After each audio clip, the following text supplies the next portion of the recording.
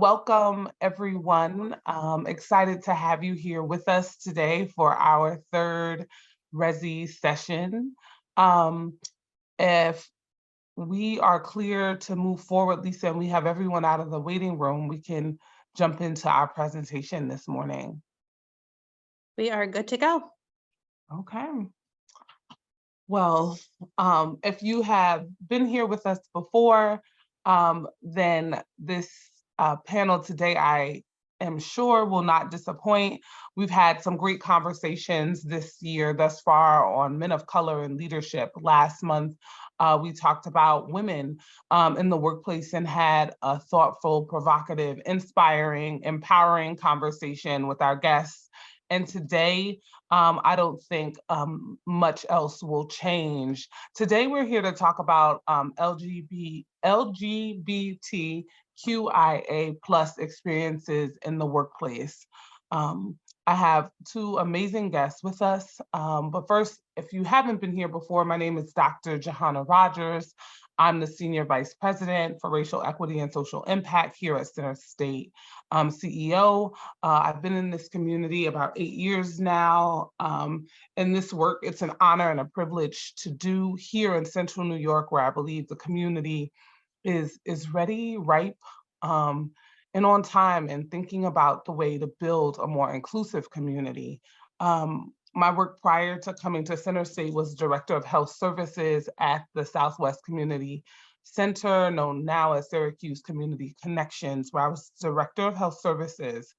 And I spent about 3 years supporting the Black and Brown LGBTQIA community, doing work around emotional, social support, but also doing a lot of health education and preventative measures work, and talking about disparities that are leading to all different types of inequities within diverse communities when it comes to the LGBTQIA community.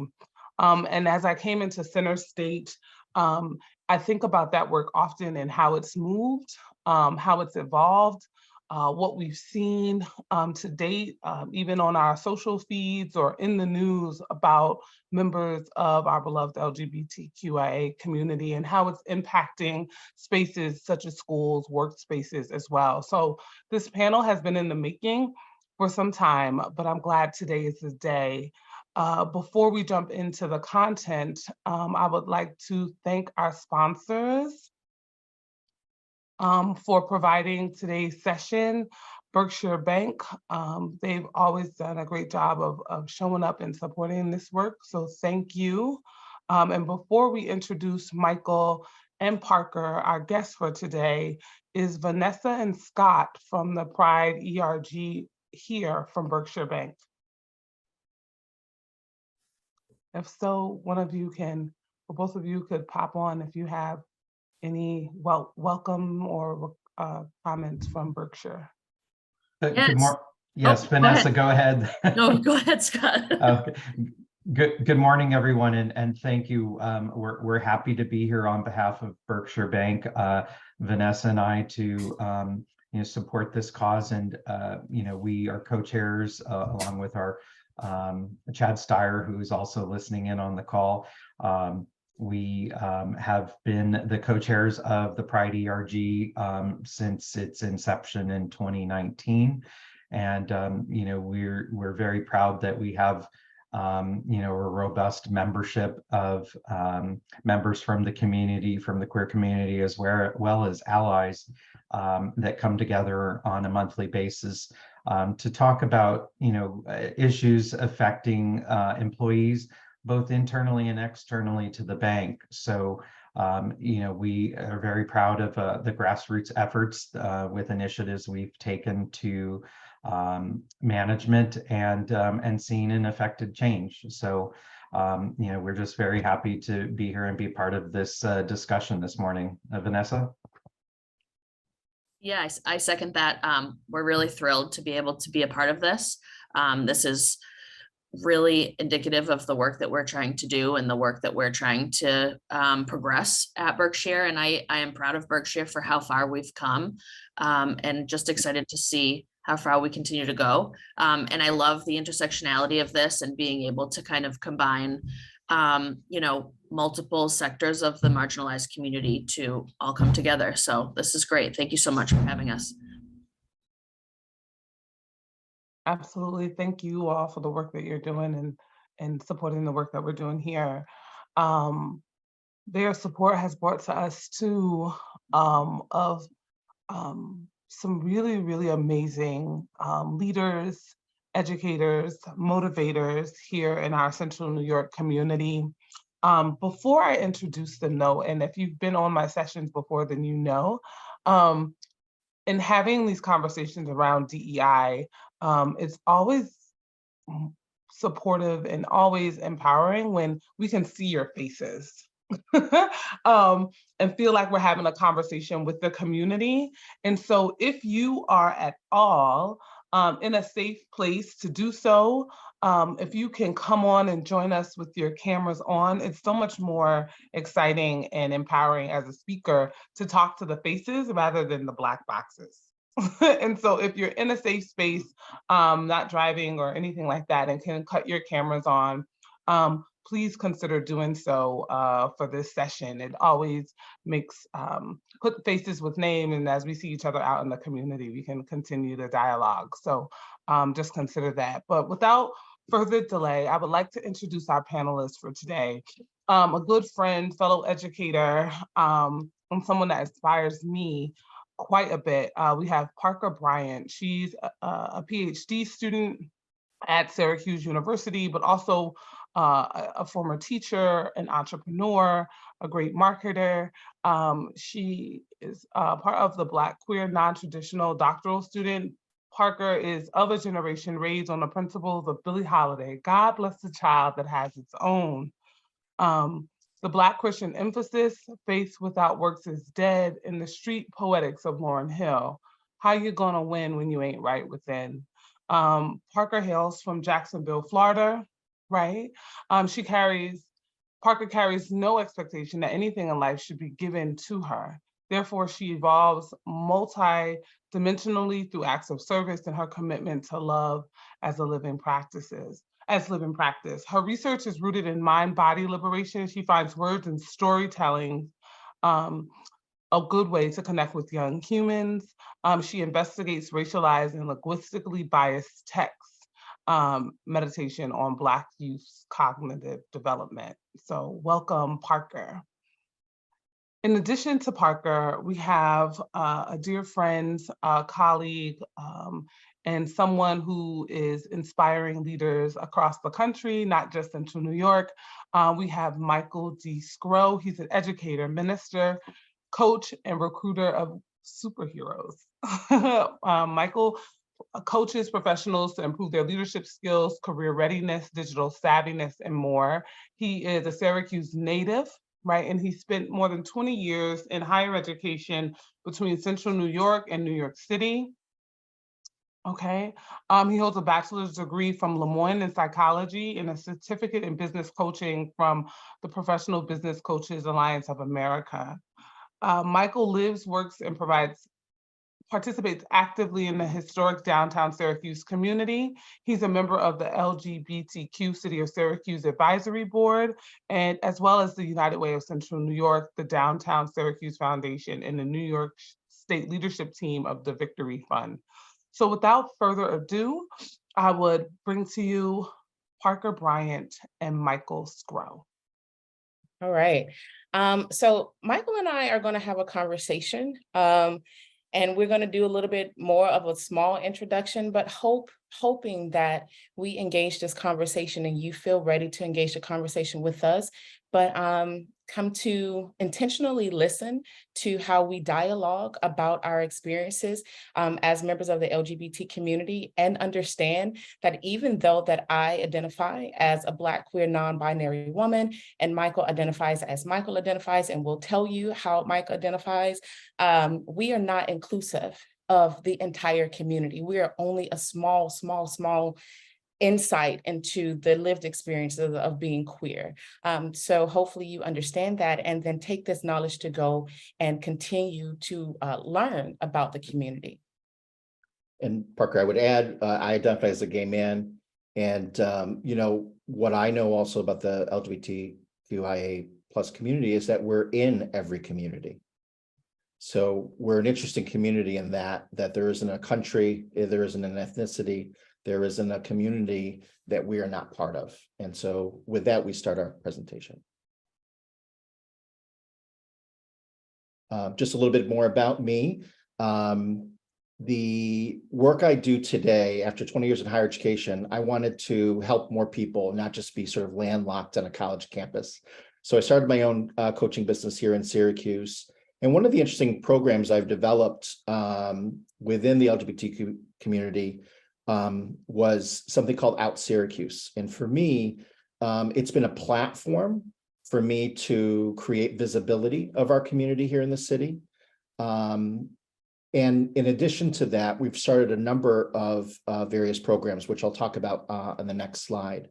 And so for me, in this space, I don't see myself as just a gay man. I'm a working professional who lives in Syracuse, who's doing what I can in the intersections of my work to create space for people to dialogue about the issues at hand. And as we continue the conversation, we'll talk about how we create sort of these spaces. And for me, I think what I have found to be true is that just creating this space, you know, I'm proud to hear that Berkshire Bank has a very active ERG. That's a space, right? And for a lot of companies, organizations I work with, they don't have a space. And so it's important if we're going to create understanding. I work each day to try to create that space or make it okay for people to create that space. There's a lot of fear around our country right now in regards to our people. And we come in peace. We come in peace, right? And so we're not aliens, right? We're human beings. And so, you know, and what I just know is that, you know, we can educate and we can create space in order to have these dialogues. And by doing so, we will create the kind of communities that we want of inclusivity. Yeah. Thank you. Yeah. Thank you for that, Michael. Again, as this is very, very short, just to know that I come to Syracuse by way of Atlanta, Georgia, but originally from Jacksonville, Florida.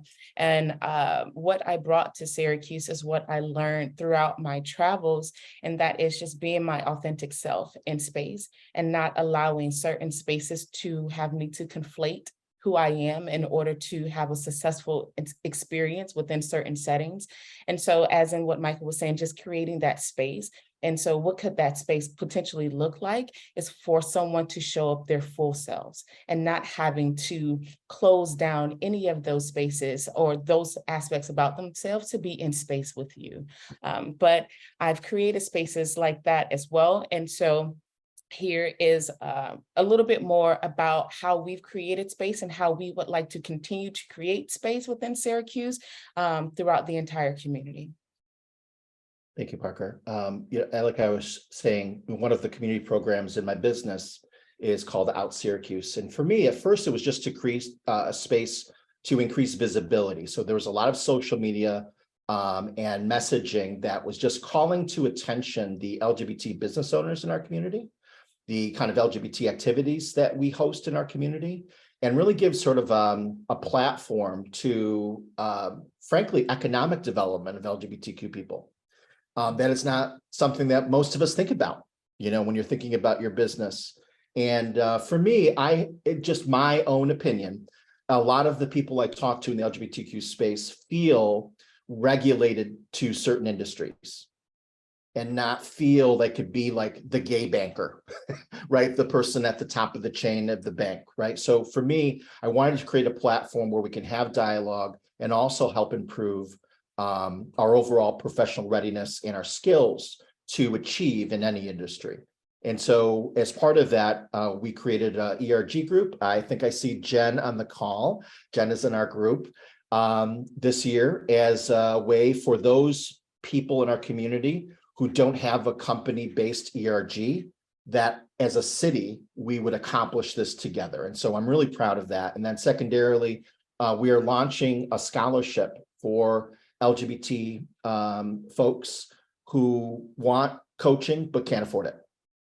Because again, in our space, we may not be economically ready to get the same sort of opportunities as people with more privilege. And so I spoke with Letitia Green's family. She is a trans woman who was murdered in 2008 in our community. And their family is honored that we would have a scholarship in her name.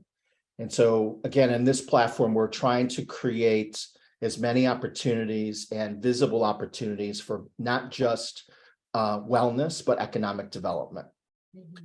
Secondarily, I met with the mayor about 2 years ago and introduced this idea that, Parker, you might find this interesting, that Atlanta created, which was an opportunity for an advisory board working with their mayor. And so we took the same model. I pitched it to the mayor and deputy mayor, and they said yes immediately. And so we have an LGBTQ advisory board that works with the mayor. We meet quarterly and we discuss the issues at hand in our community and give voice to those issues. We've done some work with our police department as a result of this and some of our policies that the city is informed by. So I'm pretty proud of the fact that we have this. We're probably the second city in the country, frankly, that has something like this. So when we think about the kind of change we're all looking for sort of in this space, we want to be represented. We want our issues to be at the top of the list. And for me, this has really been a nice platform for us to be able to do that as a citywide organized effort. Thank you. So as I said, I'm new to Syracuse, but before I came to Syracuse, I started a few things to help someone like myself find space, because although I was in Atlanta, I was not from Atlanta. So communities can be very cliquish. And so I had to find a way to open up space for someone that is masculine presenting, but is non-binary, that has facial features, that is not therapy induced. So all of the complexities just of my lived experiences, I found it hard to find spaces for someone like me to attend to the issues that I was grappling with being queer in a very binary society. So one of the things I created was called Being a Better Lover. And it's an emotional wellness group for queer women of color to just come together and talk about the things and the trials and the tribulations and the victories that we go through as being who we are and the complexities within our society. It started off, as Michael said, just a very visible healing journey that attracted other people to want to come into space and say, hey, you're healing out loud and you're healing from some of the things that I'm healing from. It's just not relationship. It's things that happen in your family. It's things that happen in your religious sectors. All of those things. It's things that happen at the job. I need some place to talk about that because there's not many spaces to do that. And then from there, I started something that's called Black Queer Healed. Black Queer Healed is a literacy and media company where I put out content, I ask questions, I interrogate, I probe, just lived experience of people who look like me and who want their voices to be heard. And this goes across sectors. So I interview people that's in finance and technology. I interview teachers. I interview professors. But the thing that we have together is that we're queer and we're queer people of color. And that when you put those two things together, more silence and more marginalization happens. And so it is important for our voices to continue to be heard. And so that looks like podcasts, that looks like short films, that looks like magazines. That's what I do with Black Queer Heal. And then all of that is couched under the parent company, which is Parker Bryant, LLC. And it's also a trademark, which is an education and research and service company. And that there, I just combine all of the community and the education work that I do and to bring it into some valid research that will support initiatives for the Black queer community. So our next question is, oh, go ahead, sorry. Sorry, I just see the IG team Center State Inclusive Growth, they have their hands up and I just wanted to make sure they didn't have a question or something. But I don't think so, I sent them a message too. So sorry to interrupt, go ahead. Parker. No, go for it. So one of our questions that was posed to us prior to coming is how can you support? So Michael and I have told you some of the things that we have done to create spaces for people in the LGBT community like ourselves and abroad. So what could you do to support us?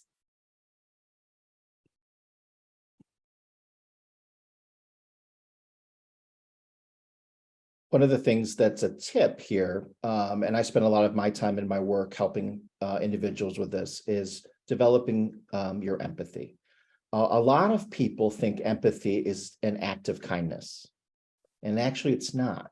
Empathy is a radar. It's detecting what's going on with other people so that you can commit yourself to an act of kindness. And I can't tell you enough, in business, there's not a lot of empathetic leaders. Right. And it's really important that we develop this as a skill. And for me, it's again, creates that space at work for your colleagues who are different than you. And if we can increase our empathy, it's my belief that you're going to be able to pick up what's on people's hearts, right? To help them understand something at work.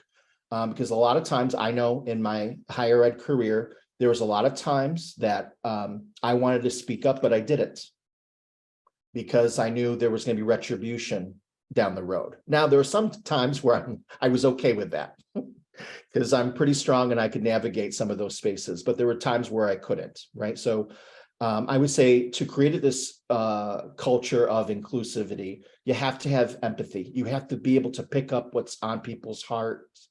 And unfortunately, a lot of us in our country right now are not able to do that.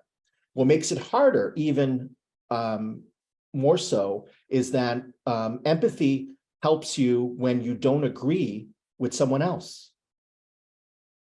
All right. And so if you don't have empathy, you might be able to feel what someone else is feeling, but if it's incongruent to how you feel, you're more likely to hurt that person. You're more likely to end a conversation that's agree to disagree, right? Versus really create the understanding you need. So this is an emotional skill, but nonetheless, a tip as to how we might create a more inclusive space. Thank you, Michael. The second tip is to locate the root of your discriminatory practices that's in your life. And I know that you can look at this slide here, and this is not, oh, this is how I can do it in my organization. This is how I can do it here. These are very personal things, and this work has to start at the personal level in order for it to infiltrate our communities and our businesses and our cities.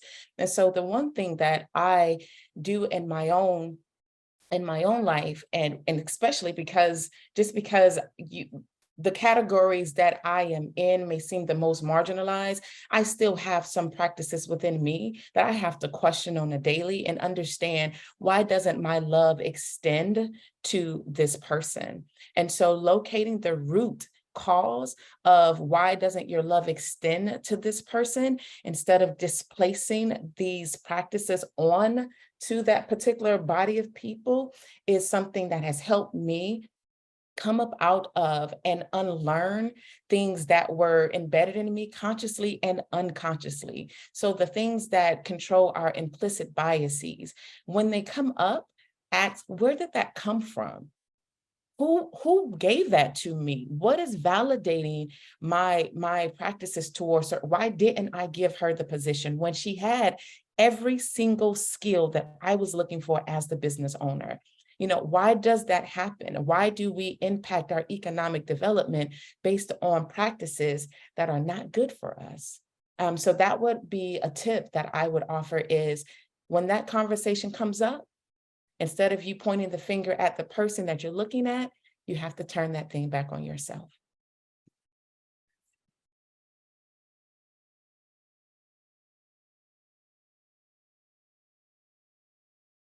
For all our white folks in the room. Oh, go ahead, Johanna. I just wanted to sit with that for a moment, because one of the things that we often hear in the work that I do, and the work that I'm having different types of equity conversations every day with leaders, with businesses. And the one thing that I often say is that this work is both personal and professional. It's both personal and professional, because we can't walk into work, right? We don't walk into the doors of our jobs and just become the human resources person or the administrative assistant or the director or the manager, right? Some of the points that you both hit on in these tips here really draw upon how we as people show up sometimes in our holistically, right? And how that show up needs to be considered when we're thinking about equity. And I think the way that you both just laid that out in these 4 tips was just really, really powerful. For me, this idea of seeing another person, but also understanding the root, right? I just love the imagery and the ways in which you put that out there. And so I just wanted, before we move forward, for folks to really take that in, because it really does. And we have comments, thank you, going on in the chat, but I really want folks to feel free to put questions in there. If this resonated with you, just what you're thinking right now before we move on to that next section. So thank you, Michael and Parker. This is powerful. Thank you. And so the other 3 and 4 tips are there. They kind of, not to say that they're self-explanatory, but that it is indicative to what tip 1 and tip 2 has laid out for us. And then I'll go to the next slide. I was preparing for today. I wanted to talk about white solidarity because I remember what I said earlier. We're part of every community. And I know I am a white man. And one of the powers I have, and I have used for years, is to break with white solidarity in spaces that I'm in. So a lot of times when people hire me for the organization, they find out that I'm not going to endorse the joke. I'm not going to leave something unsaid when we are looking at what are the things that are the values of someone's company and organization. And so I want you to consider what white solidarity is, because a lot of people ask me, what can I do to help? Quite simply is break with white solidarity. And what that means is white solidarity is an unspoken agreement among whites to protect white advantage and not cause another white person to feel racial discomfort by confronting them when they say or do something racially problematic. So if you're in the room and you're tacitly endorsing the joke, right, by not saying something, that is white solidarity. And I've gotten in a lot of what might be perceived as trouble in terms of being what I would call a disruptor in organizations, but it was all very intentional. And it might cost me, right? It's cost me in my career where there was definitely retribution, but it's a way to start building the culture that you really want. And this is systemic. This is systemic. And again, like Parker was saying, there's conscious and unconscious bias. And so for a lot of us who are white, we will tacitly endorse the system that we benefit from. So it takes some bravery and courage to dismantle that system so that we can all win. We all could be successful.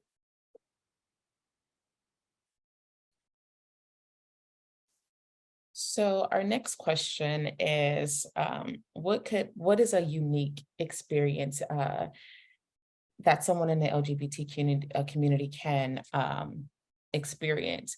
And so we kind of rephrased the question because, as Michael has said, is that we're in every community is within us. Like, we are here together. But what could be a benefit to you is understanding what does it mean to live as someone who does not fit within conventional gender norms, someone who is not does not relegate their lived experience to a binary system. And how does that look across contexts? How does that look like in family, community, organizations? And so we'll share just a little briefly what that looks like. And I will kind of put it in context of organizations right now, and then Michael can follow up. And I was a teacher in Dallas, Texas. And while I was there, this was before I embraced my full self. I knew that if I was going to be successful, I could not be too masculine presenting. I could not have on particular clothing in certain spaces because a layer of other stuff would come on top of my ability to succeed. So I would, what is really relegated to verbal language switching, I would code switch my behavior. I would put on clothes that were not comfortable to me. I would fix my face in a certain way. I was hyper attentive to the natural hair that grows on my face. I would be constantly grooming just because I did not want to get any type of professional pushback. Trying to climb out of the economic status of being Black, being woman, all of that. And then on top of that, being queer, like, Lord have mercy, like, what am I asking for? So I would have to code switch often. But when I started to embrace myself and realize how, excuse me, exhausting physical, psychological, emotional, and spiritually exhausting code switching can be as a Black queer woman, I said, forget that. I'm going to do what I need to do in order for me to be comfortable within myself, because I was giving my energy and my power over to a system that wanted to box me in. I was one of the top teachers at my school. I knew how to teach students and I knew how to create relationship with students. I knew how to lead teams. I was everything that you would want when you are grooming a school leader. But the moment I started to embrace my full self, the moment I no longer wanted to code switch my clothes, my behavior, I wanted to be who I am and still be brilliant, still be excellent, still be the best teacher in the building. I could not move up to leadership because someone say, do you think you want to dress how you used to dress when you first got here? Because, that's what they're looking for. I left that school. And it took a lot of agency and a lot of remembering who I am in order to make that decision. But that's what it could be like living in a binary organization when you are a queer person of color.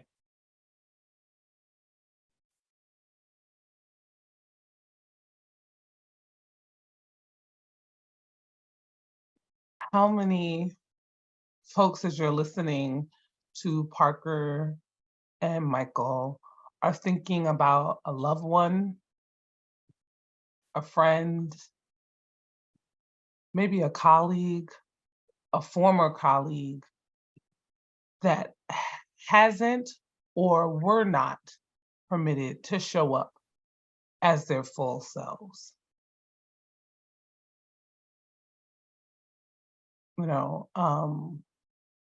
And Parker, I think your point there, as badly as we need teachers, as badly as we need someone that can show deep care and support and model what being your whole self means to our young people, that I don't have a professional way to say it, just breaks my heart, right?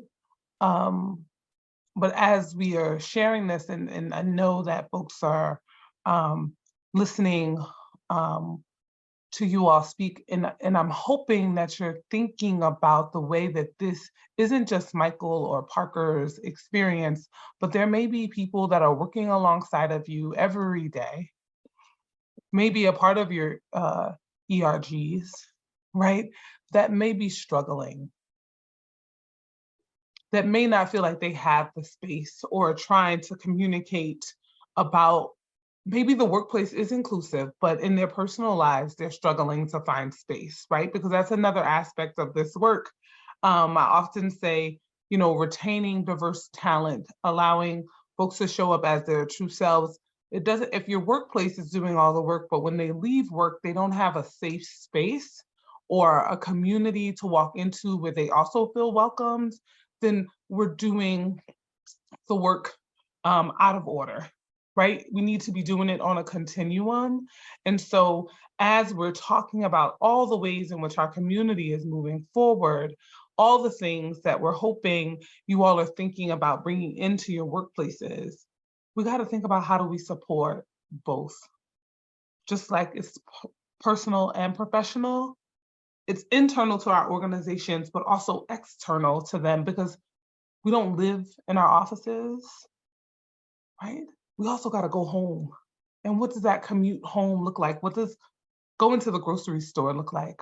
Or wanting to go out and socialize with your colleagues? What spaces do we have that support or are inclusive of all communities, right? And so, sorry to interrupt, but I just wanted to, and listening to that and thinking about the incidents just this week, thinking about the incidents last week, every week, almost, you know, that part about when you're passionate and you have the skills and you're doing the work in the way that you are oftentimes shut out because of how you show up, right?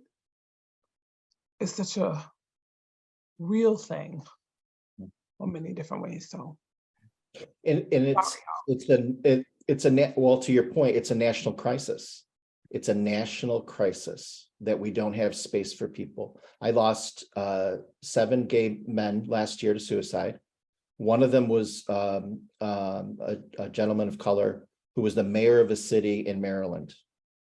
He's the mayor of the city in Maryland and had no space to confer, connect with people. I knew him because we were on a national board together. So again, just to further the point of what Dr. Rogers is saying, you know, we really need to think about an integrated human existence, right? My stress in my life is going to contribute to my stress at work. I don't leave the other Mike Sgro with stress at home, right?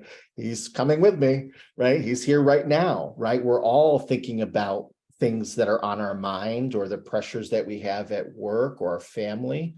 I got a nasty text from one of my in-laws and I love it because I'm going to solve it right after our call today. But people are hurting and people are in pain and people need connection. And we've just learned to disconnect as a way to not burden ourselves with other people's stuff, right? And so we're going to need a wholesale change in terms of how we approach work, and that even just the languaging of like, it's work-life balance. It's balance. We're trying to achieve balance, right? Not work-life balance. Sorry, I can go on and pull it back. All right, would you like me to go for it, Michael? Yes, please.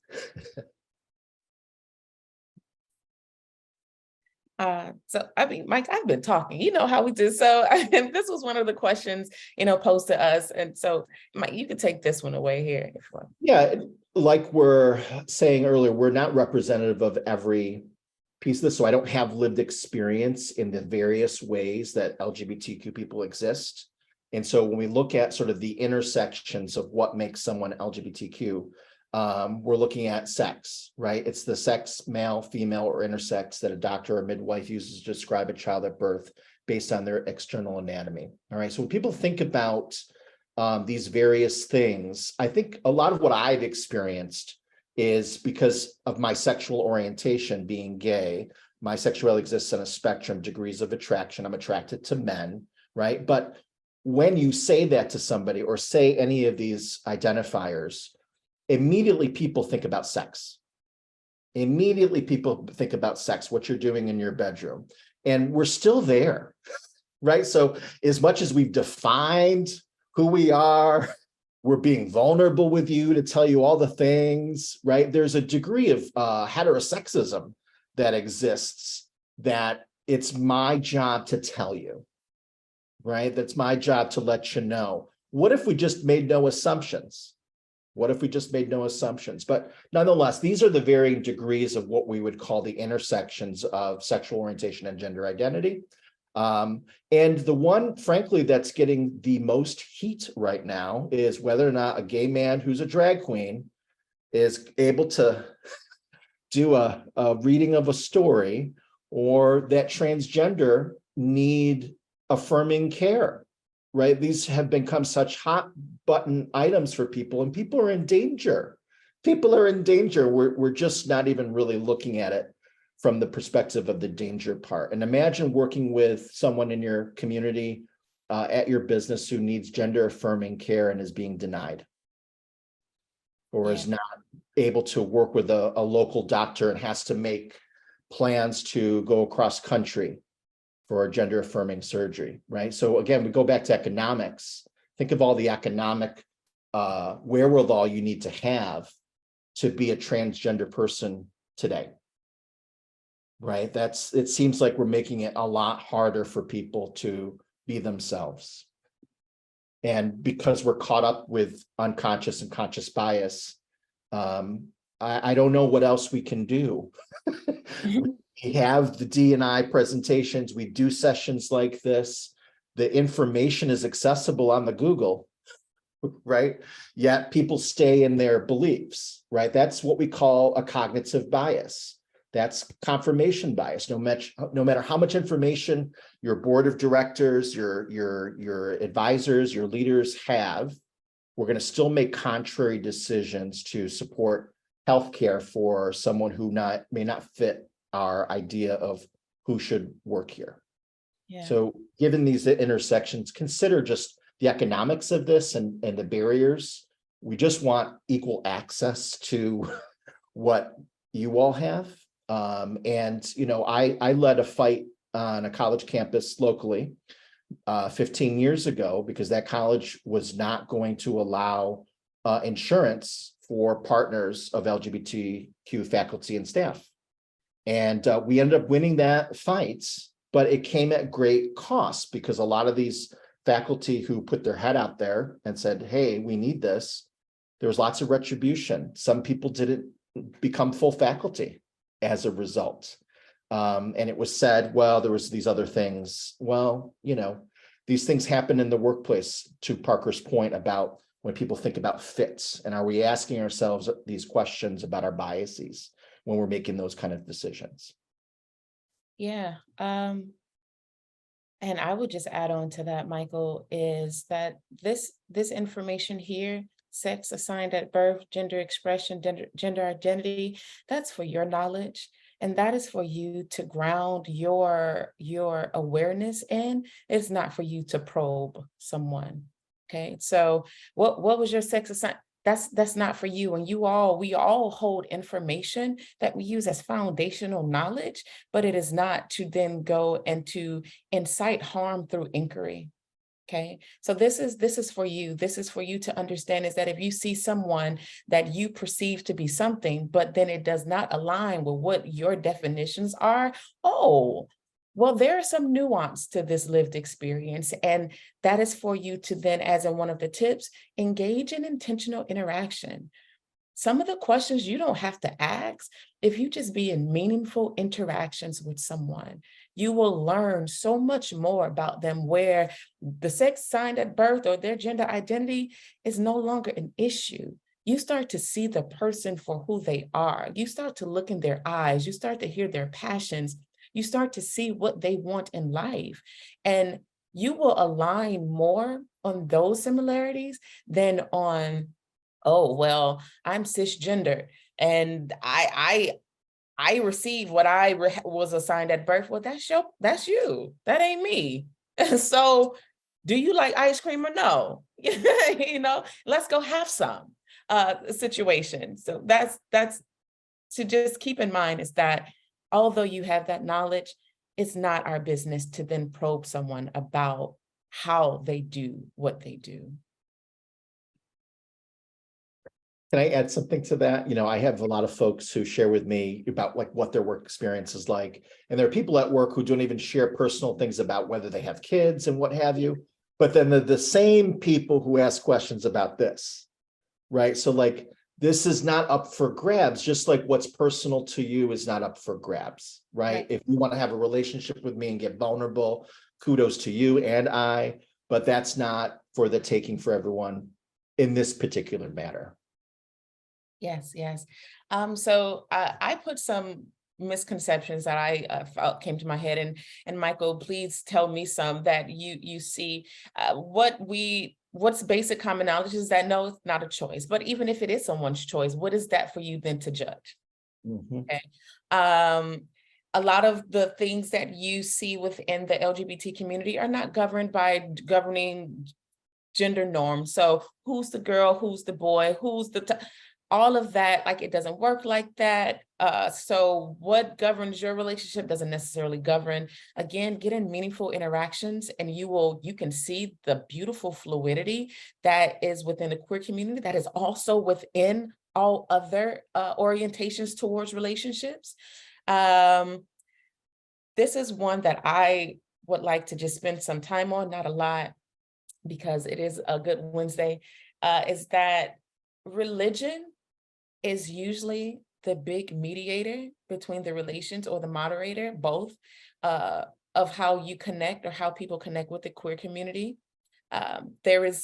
Once you see that there are queer people in every community, as in Michael started us off, so there is very devout believers within the queer community, and to think that someone is on a place to damnation and they're just the greatest sin of all sins, that's one of the biggest misconceptions, but that is one of the things that separates us the most.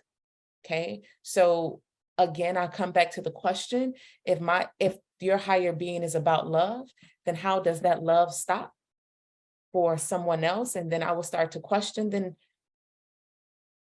but why, And then also too, is that me and Michael are in the queer community, but that does not mean that me and Michael are going to always see things the same.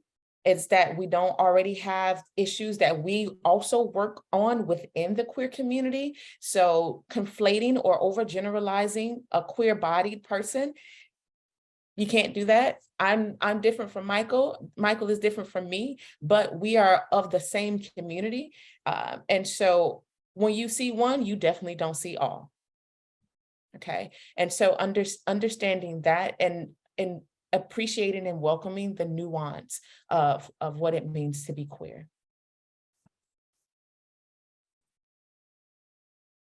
Can I add something to that, Parker, in the spiritual piece? One of the things I'm noticing across the country is actual leaders, politicians, CEOs of companies using the same ideology and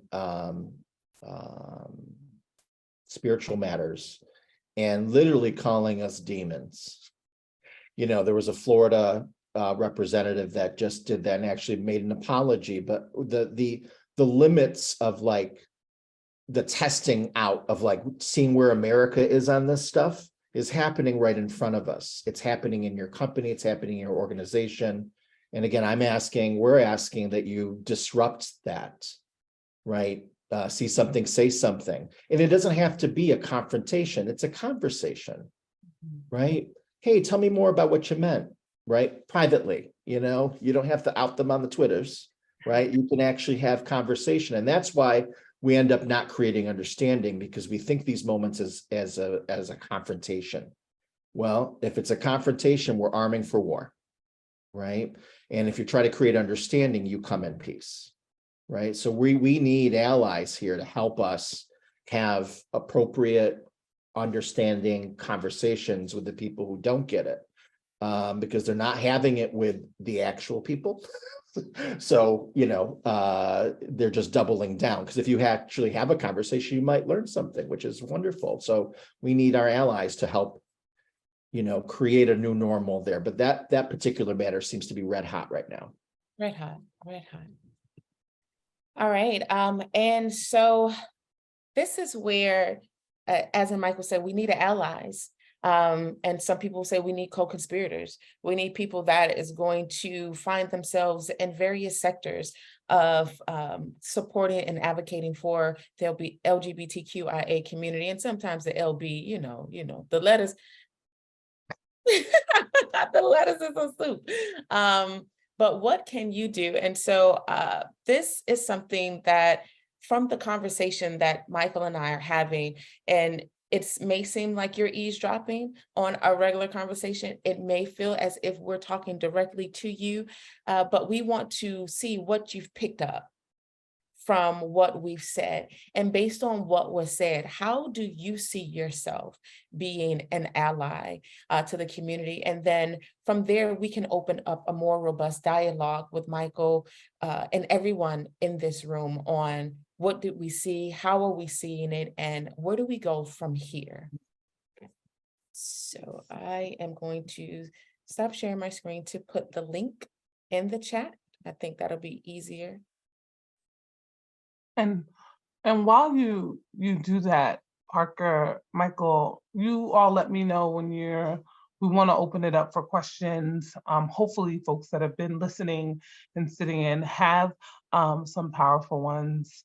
I'm just normally in this session, you know, it's I'm asking questions and folks are responding, they're sharing their story. I think it's really beautiful, the process that you all have put together in coming together. For our audience member, Parker and Michael didn't know each other necessarily before connecting for this presentation. And so, however, sitting back and watching what you all have put together and the level of like love and care and thoughtfulness, I'm just blown, I keep saying that, blown away. And it's not very often that people make me speechless, but it really, really is, because as you ask this question, right? What can we all do to be an ally, or ways in which we can support or advocate or connect to the work? Sometimes it's just connecting to people and giving them the space to show up authentically and genuinely, and share their knowledge, share their areas of expertise. Because you know, we took a while and we wanted to be very thoughtful about how to present this topic. And this was just, you all did a fantastic job, and I'm not gonna cry, but that's just my thoughts. But I'm supposed to be moderating, so I keep forgetting. Anyone else have, because I'm a student today in such a real way, and I'm humbled and honored to be in that position. But are there some questions, comments, things that are on folks' minds that are participating along with me in this presentation today? Feel free to raise your hand or come off of mute and share any thoughts that you might have.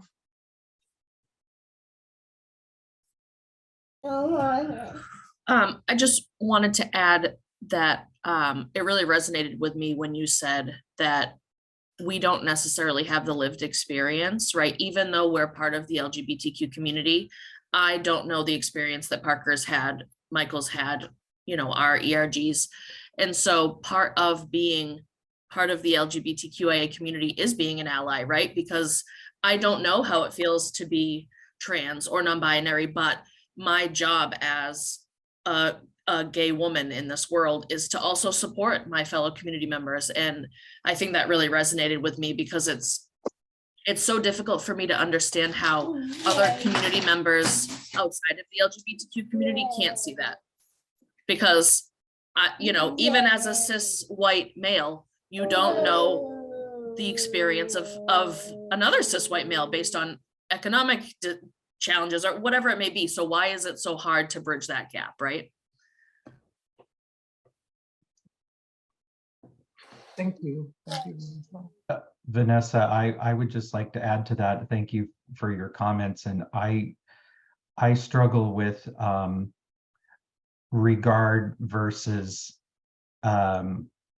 communicate. There's a concept in one of the regulations of banking of what is a consumer versus what is a customer. And we treat consumers differently than customer.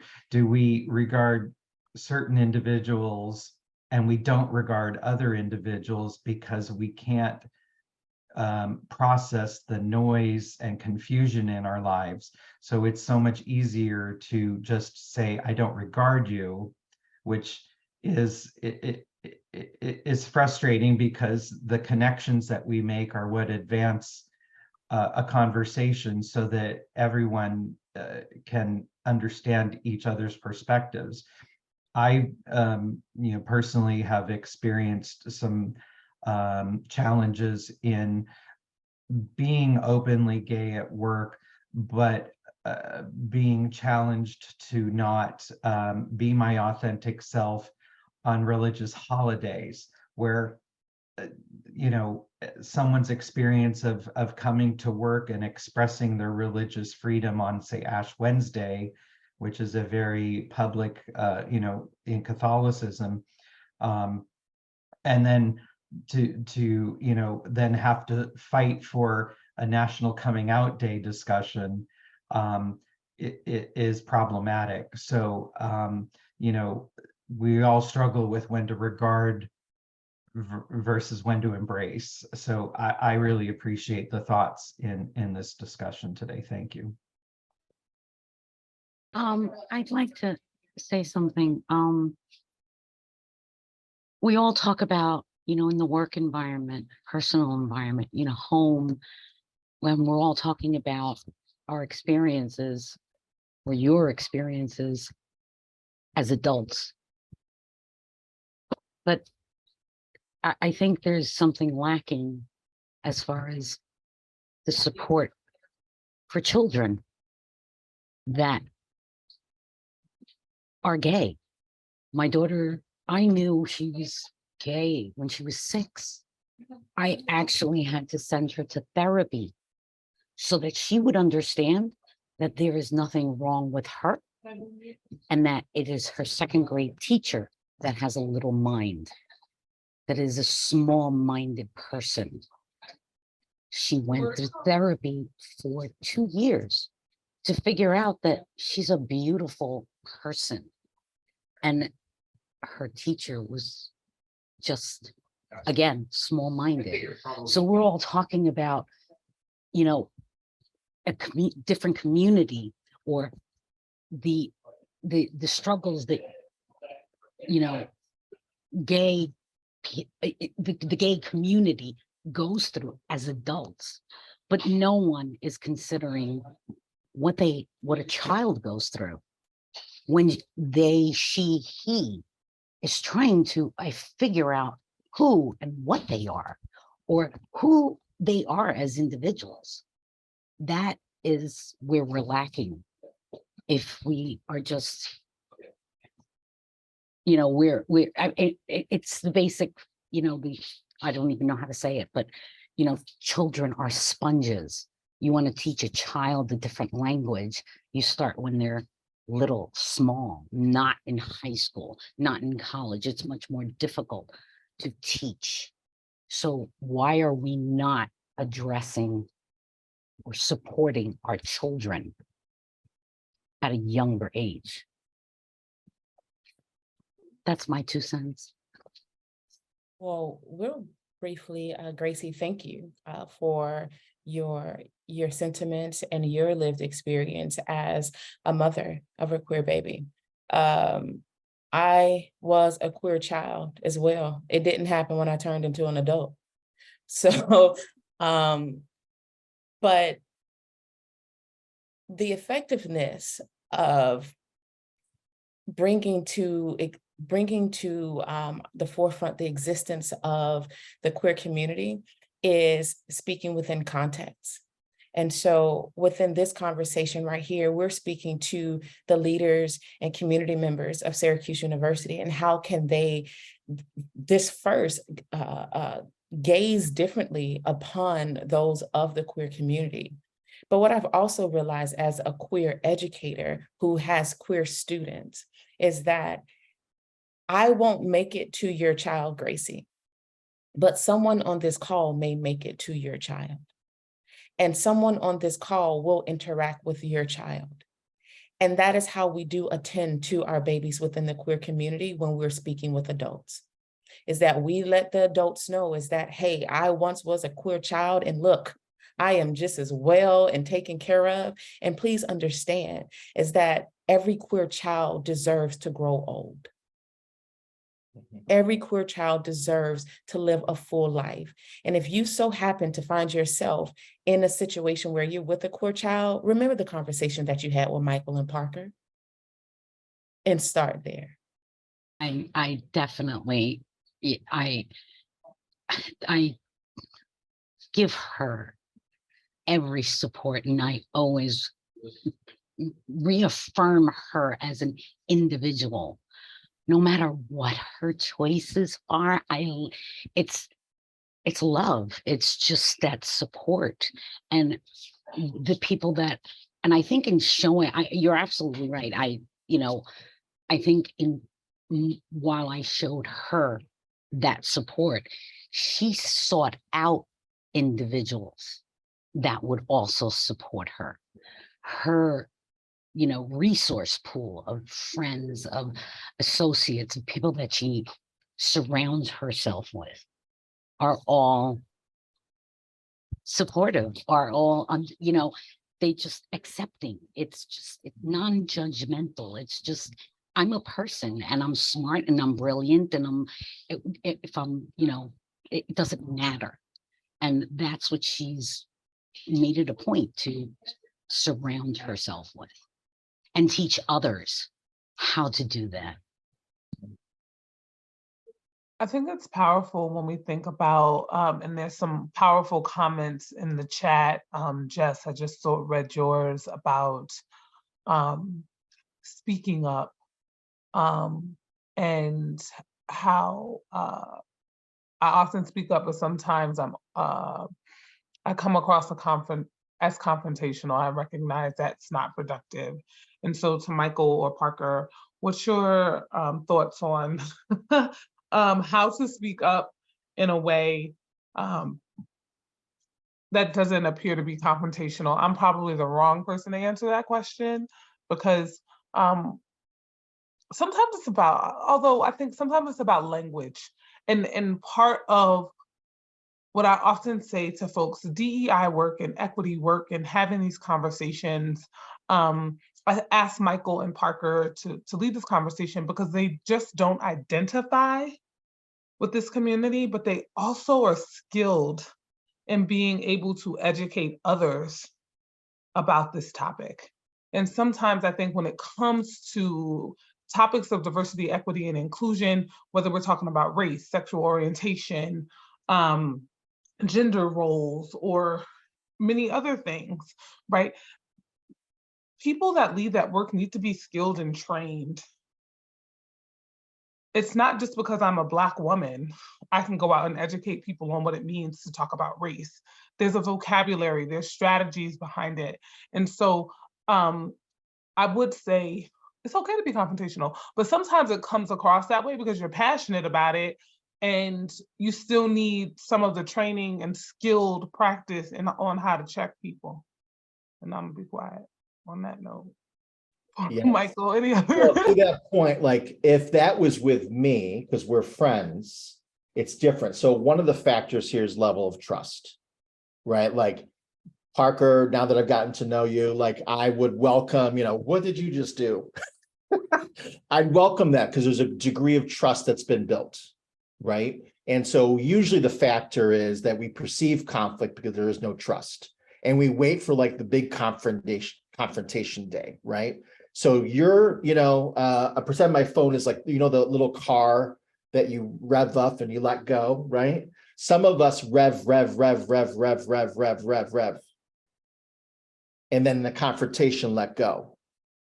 That revving is not going to aid you in creating a diplomatic agreement between another party or get your way. The goal is to take care and manage your internal experience, right? So take a beat before you meet with the CEO and say, hey, we need to make changes, right? There's a level of passion you can have, but it's got to be that you're just not, well, here he goes again. I get a lot of that. I mean, 20 years I did it on college campuses where I just was a hothead because I would pick up My radar would say that's an injustice and we need to solve this now. Well, not all those things worked out for me. All right. But what I can tell you today is, in helping folks do this, is the revving is what you, if you want to do that, that's fine, but then you're not ready to solve the issue at hand. Right. I'm not saying there's no value in the revving and feeling your feels, but to encounter a space where you're trying to solve something or become trustworthy, you have to pick up what the other person is feeling too and understand. Most people don't build the understanding. They just want what they want when they want it. Well, in organizations, it ain't gonna happen. There's going to be a process. There's going to be a committee, right? There's going to be information. And I'm willing to bet most of you on the call are 5 sense people. See, I'm an intuition person. Johanna's an intuition person. I think Parker's an intuition person. We trust our gut, right? I know when I'm not safe, but I don't have facts on my side to tell me that. It's my gut, you know, and those of us who have been marginalized in any way, you have very high empathy because you have to have eyes in the back of your head. So for us, it's an issue of safety sometimes in whether we speak up, and we're probably not going to get it right. So there has to be some compassion from the other end in order to make that conversation land, right? So just consider, if you're the one confronting, right, take care of yourself, be in a space where you can communicate in a logical, thoughtful way for folk. Now we're talking about solving things in crisis, you know, do what you got to do, right?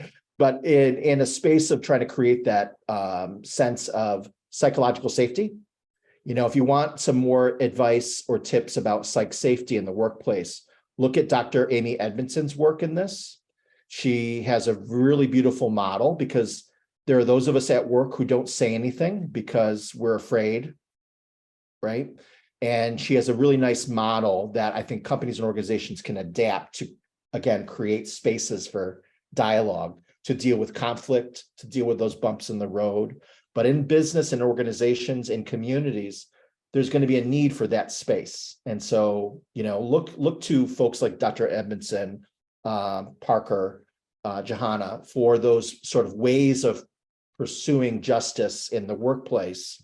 But do it confidently and thoughtfully. That's just 2 cents, probably 7 cents, actually. And I think part of, I see someone ask in the chat, you know, how do you help these things land?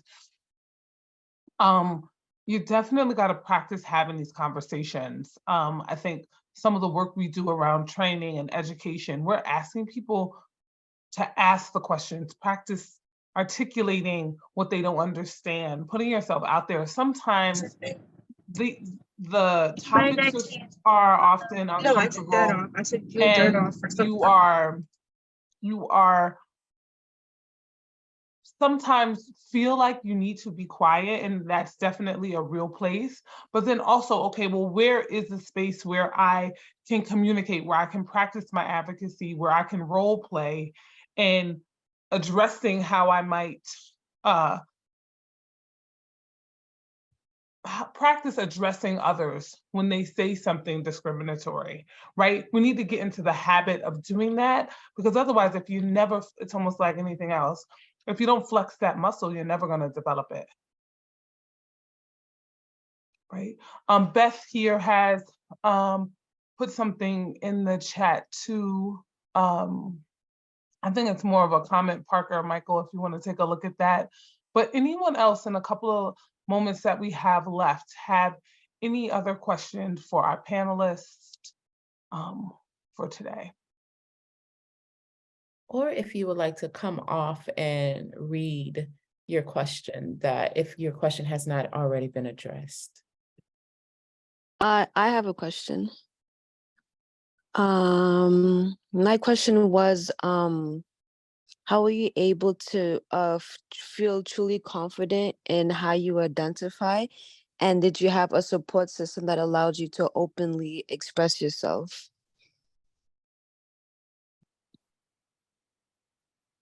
I don't know, this may go back to the story I told when I was a teacher, but it was it was just a conscious decision to not relegate my power to other beings. Why was I feeling powerless? And I just wanted to, I wanted to experience the fullness of myself. I knew every time I went into certain spaces, I would have to get rid of a piece of me. And that then impacted my mental wellness. And you do that for so long, you will then get to a point where you look in the mirror and you don't know who's looking back at you. And when I had that experience, I knew that that was indicative of a soul issue. That was something that was very, very deep. And I just wasn't going to put up with that anymore, because they wasn't financing me, they wasn't feeding me, and they wasn't pleasing me in the ways that I needed to be pleased. So why am I sitting here giving so much of myself to people who don't even pour back into me? And so I made the decision that I would stay committed to being my full self in every space. And if that space does not shift, then I shift. And I have pulled myself out of a lot of spaces, and I've taken my assets, my skills, my abilities with me. And then I will place them. If I don't build it on my own, I build it for my community, or then I find myself in spaces that embrace all of me and they get everything that I come with. And so once you realize is that you are the table, and I'm not trying to get a seat at the table, then we don't have no issue here. Preach. So RuPaul says, if they ain't paying your bills, pay them no mind, right? And so for me, I also look at this from a business perspective. I just had a conversation yesterday with a potential partner, and this potential partner said to me, you know, they did all the small talk in the beginning, and then we got to the heart of whether we're going to do business together. This is not a client. This was somebody who was going to be a partner. And I told them why we weren't going to be partners, because one of their partners is very homophobic. And I explained my experience and what have you. This person was shocked. They were like, but we provide a perfect product and service, right? And so but they were like literally in shock that, well, you don't have to interact with this guy. I'm like, no, it's clear to me that you don't embody the values you say you have. So why do I need to invest in this relationship, right? And so for me, and what I hope to train and encourage our LGBT communities, that we shop with our money. We shop with what spaces we're going to volunteer. I can't tell you the hardship of LGBT people volunteering. Holy heck. I mean, these spaces are designed for rich white people. Let's be clear, because boards want rich white people who have access to money. And that's a terrible donor relations thing anyways, but I have a lot of fundraising experience, so we go offline and talk about that. But my point is, I don't enter spaces like that, like Parker, anymore. And I will take myself out of it. And again, I don't do that to say F you. I really want to be in that space. But unless I'm funny gay guy, then if I get strategic, oh, forget it. Right? If I'm there to just showcase whatever outfit I'm wearing that day, or my bedazzled, item on my chest, right? Then that's a space that people want for me and they're okay with me being in. But if I'm strategic, thoughtful, talking money, right? Oh, who does this gay guy think he is, right? So that's been my experience. And just to go back to the question about confidence, for me, I was disowned by my family. And so for me, it was out of necessity to become confident. So a lot of people who don't know that about me think it's arrogance. No, my confidence isn't arrogance. It's just, I have to be very confident because I only can count on me in this world right now. And so that might come across, unfortunately, in a way for you, or not you specifically, but other people, as something that might be upsetting or disappointing. But for me, it's a necessity. And I'm only going to do business with people who care about me, who live their own values. And I need to be safe. I need to be safe. In particular, I've talked to a lot of gay men in our community. We don't feel safe. There's a lot of violent crime against transgender women of color and gay men. When we look at the hate crime stats, that's on the top of the list. And so for me, I lived in New York City 10 years. I felt safer there than here. And so if you all can think about what that might mean for your LGBTQ employees, right? That staying late at work may not be their option, right? Because they might feel worried about going to the parking lot alone or what have you. But don't take that as that they're not hardworking, right? But they might have some stuff going on.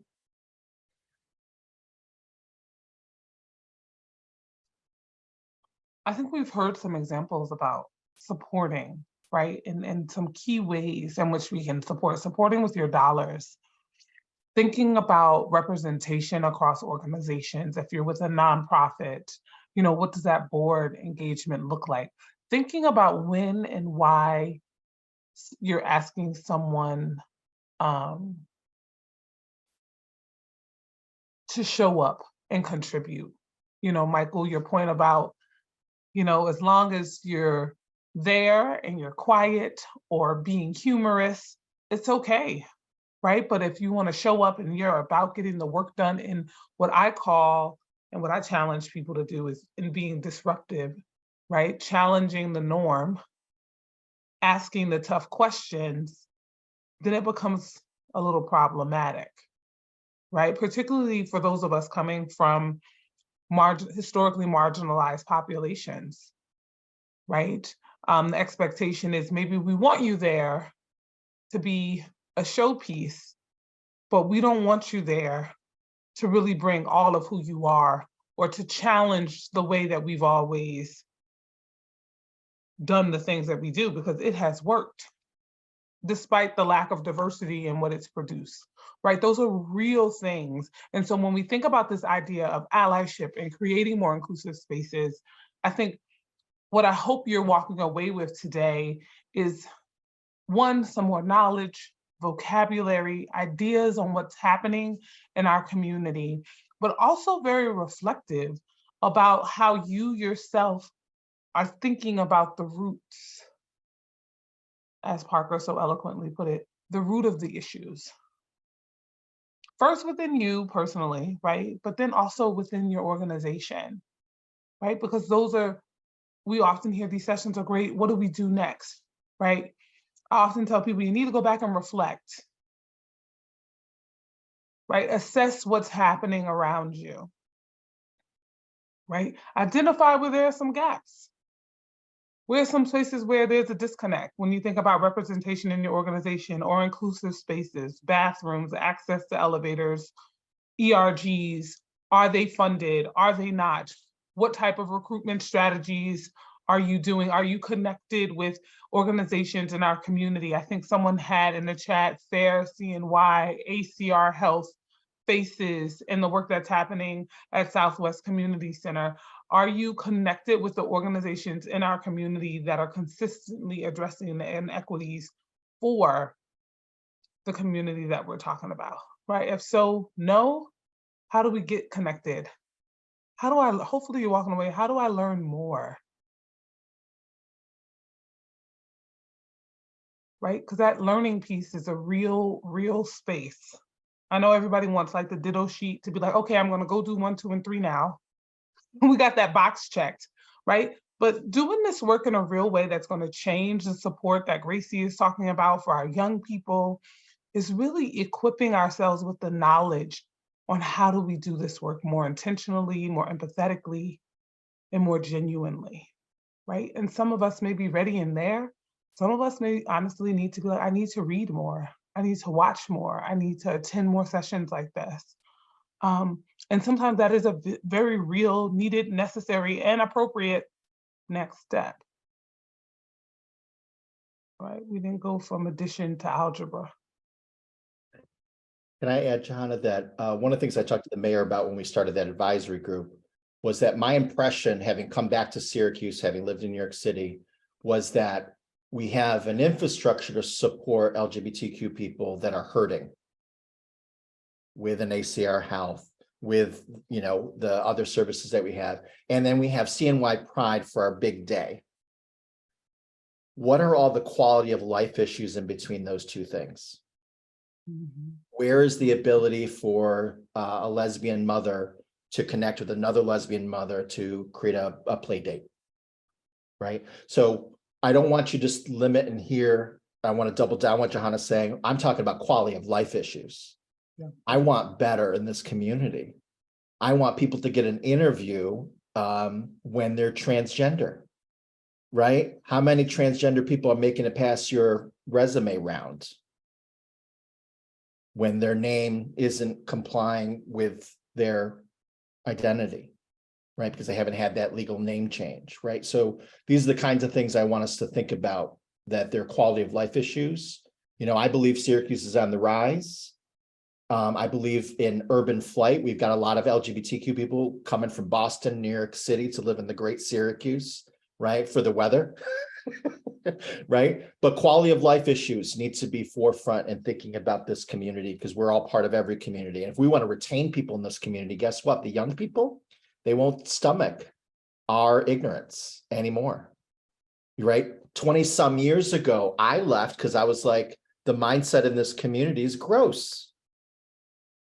I came back. I'm a boomerang. I came back because I believe, but we really need to change this mindset. And it's across the board with all the ignorances that people still have. It's 2023. Did you think in 2023, we'd still be talking about some of these matters? We've just sort of gone backwards. We've gone backwards in many fronts. So think also quality of life. My last words is that I'll add is that if you can take my presence, when I say my, I'm speaking for the various specters of the queer community. But if you can take my presence off your DEI checklist and put my existence in your heart, then we will have a different approach to inclusivity of to live a full life, regardless of where you are on the spectrum of love. That's it. That's it. I'm going to share Michael and I email. I know someone also asked if we could put our social media handles in the chat. And so we don't mind doing that if you would like to connect, but here is our email addresses. And thank you again to our sponsors, Berkshire Bank, for making this series possible. And more importantly, thank you to my Center State colleagues and team for supporting our team in getting this work and making today a success. Thank you all for attending and leaning in.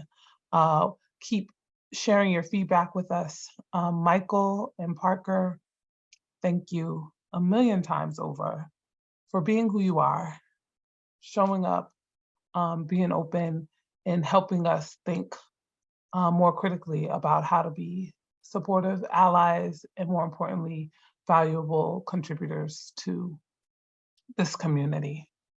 Thank you, everybody.